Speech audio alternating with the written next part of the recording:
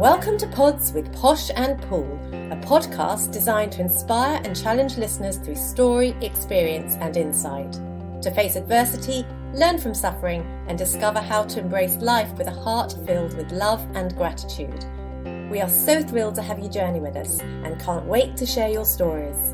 Join Sue O'Callaghan and Joanne Webb as we disrupt the theory that everyone has perfect lives. Hi Lewis, hi Sue. Welcome to day 22 of COVID lockdown. How are you all?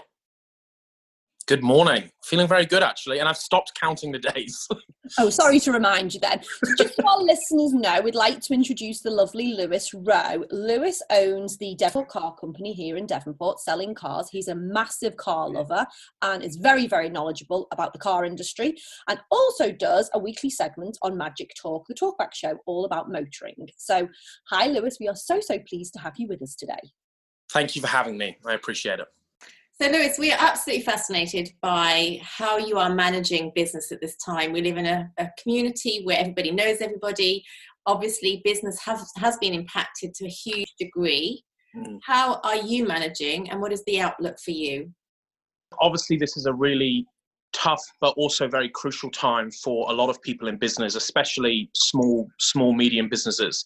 I think, first of all, I'd say that I feel very fortunate that I own my business in this area, in this location. We already have a community that really likes to support support local businesses, which is such a great thing to have, because there are many parts of Auckland that, you know, there just isn't that community focus. Obviously, I've had to close down. I can't sell cars from my living room. It's just not a viable option. So I really am just spending this time looking at different strategies and ways of sort of getting through this point, but also what I'm going to do when we reopen the doors and what that might look like. We're getting updates every day from the government. We don't quite know if we're going to go into level 3 next week or when we'll be back in level 2. We've got no idea. So how are your strategies looking so far? Yeah, so I'm basically just I'm really looking to focus on the local market. So what I class that as for my business is sort of Takapuna and the peninsula down to Devonport. That's most of my business now anyway. I really, have a lot of local repeat and referral business. But I basically am looking to sort of pivot my marketing and my advertising and my special offers to really reflect our area. So that's things like really trying to tap into the Navy base, where there are thousands of people who drive in and out of work every day. We've also got the Ryman Healthcare Village that, has thousands of residents, some of which still drive. So hopefully giving them just a nice local service. And what I mean by that is just doing things out of the ordinary. So, for example, the people who live in Ryman may be getting into their, older years. So instead of having to get them to come to me, it would be things like flipping that and taking cars to them so they feel really comfortable. They don't have to sort of stress about getting a lift up the road or leaving, somewhere they feel safe and secure. So it's just things like that I'm trying to I really think anyone in business is going to need to really start thinking outside of the box, because I don't think we're going to have this stream of business coming towards us. We're going to have to go out and find it. So what I'm picking up then, Lewis, is that maybe in the sense we've been complacent for a period of time. We've been ticking along nicely. Customers have come to us and we've not had to reinvent ourselves at all. This is a time of crucial innovation and creativity. How can we reinvent ourselves? How can we strategize? And I was reading this morning that the real estate business has seen a big downturn in terms of billions of dollars of losses, because obviously you can't go out and do real estate. There's very little you can do virtually online. But then we hear that other people like egg farmers who are selling all their eggs to restaurants and cafes have now gone online. They're selling to individuals who don't want to go to supermarkets anymore. They want to stay protected at home. So is it crucial that people have that skill and innovation? What happens if you're not an innovator and maybe can't work online? I mean, that's a big struggle for a lot of people then, isn't it? Yeah, it is. And I mean, not every business is going to suit working online. My business is one of them. I mean, of course, I do advertising and market online, but ultimately still, even in 2020, people like to get to know the person they're dealing with when they're buying a car. They get to touch they want to touch, feel and drive the product before they make a decision. You know, it's most people's largest purchase, maybe second behind a home. So it's a really important decision for a lot of families and people to make when they're buying a car. So I just think with other business though, if people really need to use basically the strengths they already have. And that means if they've got a database of clients that they've already sold to or they've already had dealings with, it's about taking those databases and just getting in touch with people saying, hey, we're still here, we're still going, not going anywhere. We're doing some really great special offers. Are you needing to change this or update that or replace this, you know? Because there are still going to be people, I think it's too easy to focus on doom and gloom when you're a business owner and people going, oh, the economy's going to struggle, there's no money around, you know, et cetera, et cetera. Well, actually flip it on its head.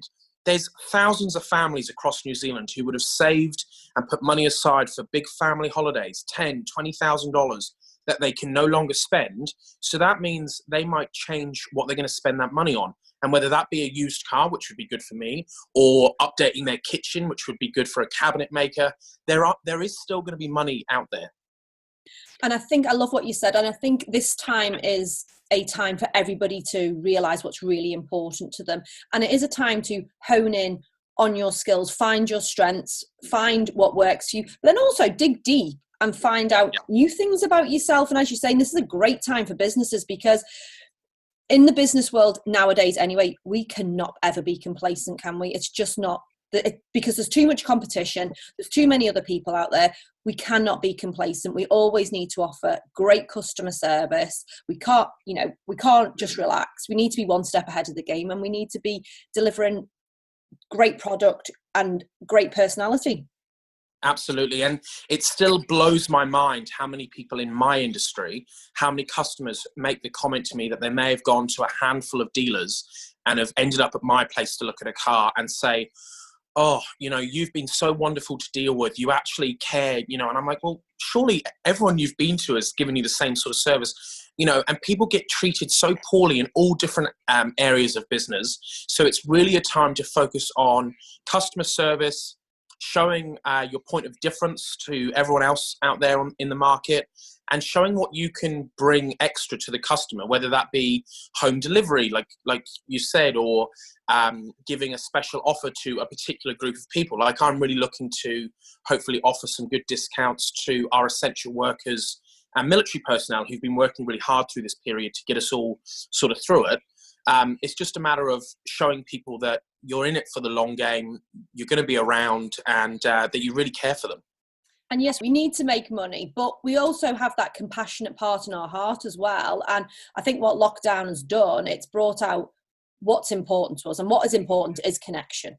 And by extending that, as you say, the service, the customer service, it's just an extra point of connection, isn't it? Yeah, absolutely. And hopefully from that, you also then get recommended and referred. That's kind of marketing that no amount of money you can pay for. It's about you coming in and having a really great experience, buying a great car, and then going home and someone saying, oh, see, you've got a nice new car. Yeah, I dealt with Lewis. He was amazing. If you ever need a car, go to him. He's a great guy. It's really just about building up that sort of repeat and honest, trustful business that are going to make people successful through this time. And do you know what strikes me as well, Lewis, is actually being able to put a name to a face, because once we talk to you, we realise there's such a positive energy about you, and you've got such inspiring things to communicate in terms of, the military's down the road, we've got the Navy in Devonport, we've got retirement homes. Where can you refocus? What can you take to those people, as opposed to what can I get for myself? Your message is, how can I serve that community? And I love the way you communicate it. And what struck me is that communication is so important at this time as well. If business owners can get online and communicate their message, what is their message? What is their philosophy on their business? How are they going to serve, as opposed to how they're going to survive? It's about meeting the climates where they're at. And then we're drawn into that business. We're drawn into, as Joe says, connection. We want relationship. And I think that's the one message that's come out to us as podcasters again and again, is that people want connection. That's what we miss. When we come out, we want to be connected with friends, family, community. We want to build a new community around us and have a sense of appreciation of what's there. Absolutely. And, the thing is that communication is key in any relationship, whether that be a partnership, whether that be a business relationship, a buying and selling relationship. Everything comes down to clear, open, honest communication. As soon as you start losing that, well, you can kiss that business goodbye. It's just it's not going to work. It's about being really clear about what you're able to offer your customers. And at the moment, and even when we get out of this, a lot of people have got a lot of stress on their plates, whether that be still having the kids at home from school, or being in the house full time with people 24 hours a day with their husbands and wives and partners.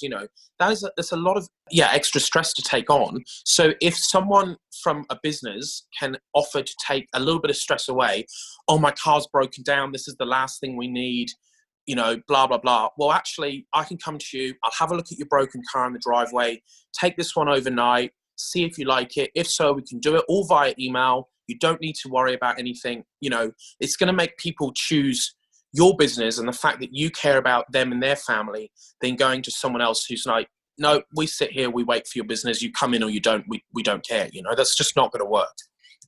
I think with you, Lewis, as well, though, you bring such authenticity to the table. You are authentic every single day of your life. You are a little shining light, and it shines out. And I think that's amazing. And we have lacked a bit of customer service here in this country. So the more people that can step up, the more people that will notice, because at the end of the day, we all like to be cared about. We all like to be made to feel special.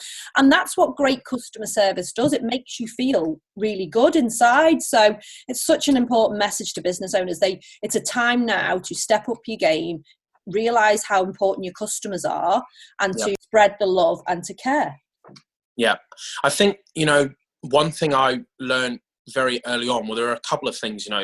First of all, so many people in business just focus on money or focus on price. Oh, we've got to be the cheapest, let's do this. And actually, you know what, that is not the case. Yes, there are a portion of people who will always buy on price, and that is absolutely fine. But more often than not, people don't just buy on price.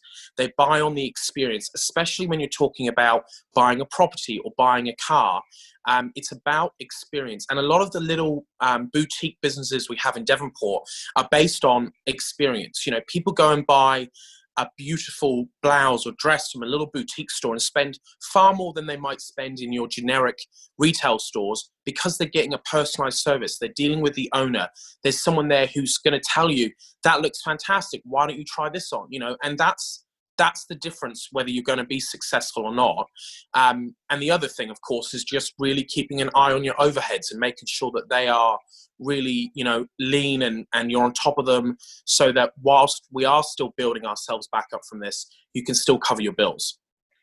So many important messages in there for our listeners who are involved in business, and actually even community who aren't involved in business, people sitting at home just wondering what's going on out there. But you talk about experience. Experience is really critical for all of us at this time. We're all having completely different experiences. I'd like to ask you a more personal question about your experience, because we've heard already that you are in your bubble, as we call it in New Zealand, and you are self-isolating on your own. How's that been? Yeah, so I am on my own. I live on my own, have done for years, and most of the time when I'm at the business, I'm on my own as well. But I have a very large social life. I have lots of friends, and I love going out. But the first couple of days, I did struggle, and I thought, right, how am I going to get through this? But I tell you, this has actually come as a godsend. I have focused on my own physical and mental health more than I have done for years. I'm out of the house every day, going for a walk or a jog or a run for at least an hour, getting some sun on my face. I'm speaking to people a lot more, like my friends overseas, my family, with phone calls and FaceTime. I'm actually cooking and eating healthy. And I hope that I can take those new routines back into my work life, so that even when I have the stresses of running the business again, I'm still getting that exercise. I'm still coming home and cooking a meal. So I actually feel really fortunate for this time, because it's really a once in a lifetime opportunity. That's the way you've got to look at it. This is an opportunity. It is not a burden. It's an opportunity to spend time with your children that you never get to spend time with, work on your relationship with your significant other, focus on what you're going to do in the future. If there's any hobbies or projects that you've wanted to work on in your house, or, you know, figure out what the next steps are for your career, if those are things you want to focus on. This is a time we never, hopefully, you know, we probably will never get again. So it's just a time to really make some plans. Oh, Lewis, that is such an amazing message. So positive, and probably what a lot of people need to hear right now, because week 3 has definitely been a tough one for a lot of people. You know, I see people walking along the beach and that people are not doing their usual big booming hellos this week. It's a little bit of a down week.